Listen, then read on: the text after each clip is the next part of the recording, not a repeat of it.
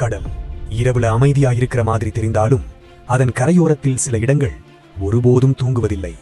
அப்படி ஒரு இடம்தான் மனோரா கோட்டை. தஞ்சாவூர் மாவட்டம் பேராவூரணி அருகே வங்கக்கடலை நேருக்கு நேர் பார்த்துக்கிட்டு மௌனமா நிக்குது இந்த கோட்டை. பகல் நேரத்துல இது ஒரு சுற்றுலா இடம். ஆனா இரவு வந்ததும் இந்த இடத்தோட அமைதியே பயமா மாறிடுது.